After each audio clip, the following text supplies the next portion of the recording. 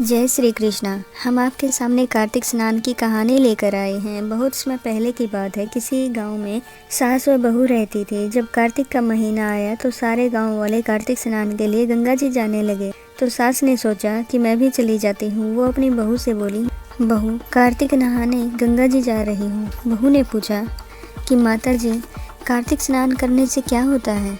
तब सास बोली, कार्तिक स्नान करने से व कार्तिक में पूजा करने से सारी मनोकामनाएं पूरी हो जाती हैं। घर में अन्न धन के भंडार भरते हैं। बेटे पोते का सुख मिलता है।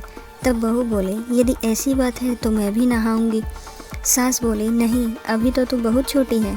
तुम्हारी उम्र यह सब करने की नहीं हुई है। अभी तो तुम मुझे नहाने दो और तुम घर पर रहो, मैं नहाकर आ जाऊंगी। सास इतना कहकर चली गई। बहू ने पीछे से सोचा कि कार्तिक मैं भी नहा लूँगी। वह कुम्हार के घर गई और वहाँ से 33 मिट्टी के कुंडे लेकर आई और सारे ले जाकर उसने छत पर रख दिए। रोज रात को एक कुंडा भरकर रख देती और सुबह उठकर नहाती और कहती, सास नहावे उंडे और बहू नहावे कुंडे, हर हर गंगा, मन चंगा तो कटौती में गंगा। इतना कहती और भगवान श्री हरि नारायण विष्णु को श्रद्धापूर्वक प्रणाम करती। गंगा जी की धारा बहू के कुंडे में आ जाती। बहू नहाकर कुंडे को उल्टा करके रख देती। एक दिन सासू जी गंगा जी में नहा रही थी तो सासू जी की नथ गंगा जी में गिर गई। घर पर बहू स्नान कर रही थी। कहने लगी, हे गंगे मैया, आप अपनी धारा मेरे कुंडे में ले आओ। और इतना कहकर वह भगवान श्री हरि नारायण को प्रणाम करती है। और इतना बोलने के बाद गंगा जी की धारा उसके कुंडे में आ गई। वह नहाने लगी तो उसकी सास की नथ उसके हाथों में आ गई। बहू ने नथ देखी तो पहचान ली। सोचने लगी, यह तो मेरी सास की नथ है। ऐसा करते करते कार्तिक का महीना बीत गया।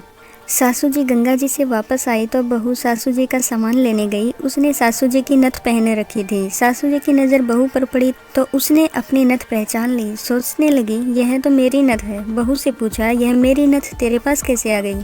बहू बोली, सासू जी, मैं कुंडे नहा रही थी, साथ में राधा दामोदर का नाम लिया, जिससे रोज गंगा मैया की धारा मेरे कुंडे में आ जाती। यह नथ उनकी धारा में बहकर आ गई और मुझे मिल गई। अब सासू जी बोले, ठीक है बेटी, मैंने कार्तिक स्नान किया है, मुझे उसका उद्यापन करना है, ब्राह्मणों को भोजन कराना है।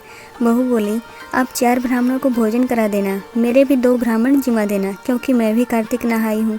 सास बोली, तू कहाँ से कार्तिक नहा ली? कहाँ से गंगा जी नहा ली?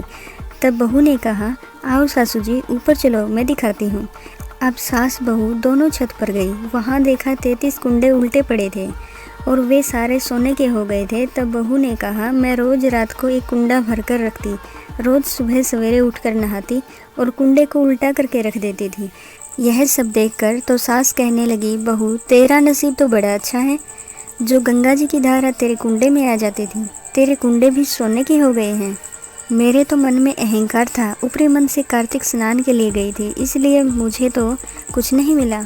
लेकिन तुमने मन से श्रद्धा से कार्तिक स्नान किया है, जिससे कार्तिक के देवता भगवान विष्णु की कृपा तुम्हारे ऊपर हुई है। अब दोनों सास बहू ने मिलकर ब्राह्मणों को भोजन कराया, हवन कराया, ब्राह्मणों को दक्षिणा दी और वस्त्र इत्यादि भेंट किए। उन्हें पूरी तरह से खुश करके वापस भेजा। हे गंगा मैया, जैसे आपने बहू पर अपनी कृपा बनाई, वैसे ही कहते सुनते सब पर अपनी कृपा बनाए रखना। सभी की मनोकामनाएं पूरी करना, सबका कार्तिक का स्नान पूरा करना, सबको अपने कार्तिक का पूरा फल देना। प्रेम से बोलिए, भगवान श्री हरि विष्णु नारायण की जय।